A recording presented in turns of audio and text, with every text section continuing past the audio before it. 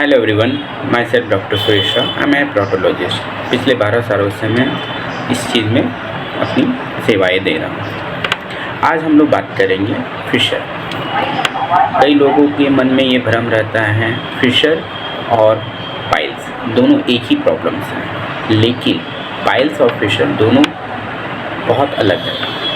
हाँ, उसके कुछ सिम्टम्स हैं जो दोनों सेम होते हैं। इसके वजह से बहुत सारे पेशेंट कंफ्यूज रहते हैं कि फिशर और पाइल्स दोनों एक हैं। चलिए आज हम लोग बात करते हैं सबसे पहले फिशर के बारे में। क्यों होता है, क्या उसका रीज़न है और उसका उपचार क्या है, कैसे हम लोग इसके ट्रीट करेंगे। सबसे पहले हम लोग जानेंगे फिशर क्या है। फिशर एनल जो रीजन है, गुदा द्वार, जहाँ से मोशन पास आउट होता है, वहाँ के रास्ते पर अगर छोटी सी दरार होना, टियर होना किसी भी वजह से, उसमें पेशेंट को मोशन पास करने के समय जलन और दर्द होता है, उसको हम लोग फिशर कहते हैं। ये इसके होने के बहुत सारे रीजन्स हैं। सबसे मेन जो काउज है वो कॉन्स्टिपेशन है। सेकेंड काउज है आपका लाइफ स्टाइल।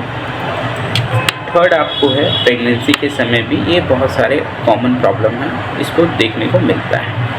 इसमें सबसे ज़्यादा जो प्रॉब्लम्स होती हैं पेशेंट को ड्यूरिंग मोशन पास आउट करने के समय बहुत ज़्यादा पेन, बर्निंग की सेंसेशन रहती है, जिसके कारण पेशेंट को मोशन पास आउट होने में बहुत तकलीफ होती है। कभी कभी इस कंडीशन में ब्लीडिंग भी आने का चांसेस रहता है।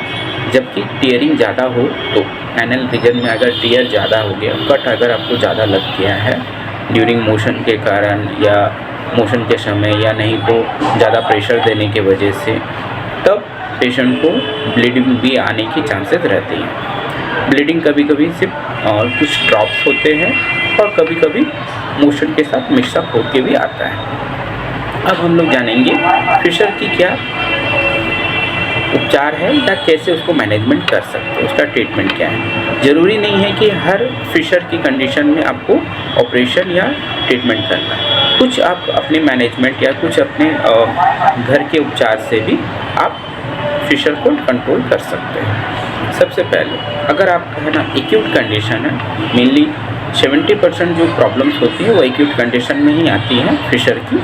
अगर उस समय अगर आपका सही उपचार और सही आपका लाइफ स्टाइल रहा, आपका डाइट सही रहा, तो आपको फिशर 99% ठीक हो सकता है। अब हम लोग जानेंगे कि फिशर में क्या करना हमारे लिए बेटर है।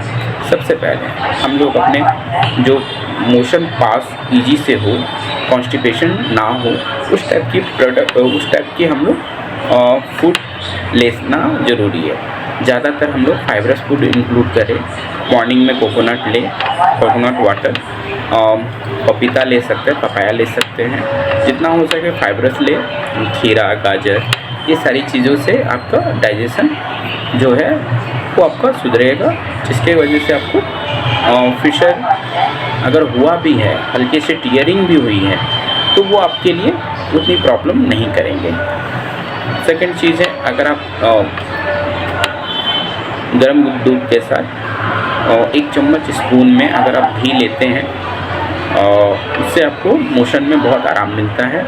थर्ड चीज़ है, अगर आपके घर में कोकोनट ऑयल है वो आप अप्लाई करेंगे नाइट के समय और मोशन से बिफोर, तो उस समय भी आपको बहुत ज़्यादा बेनिफिटेड मिलेगा।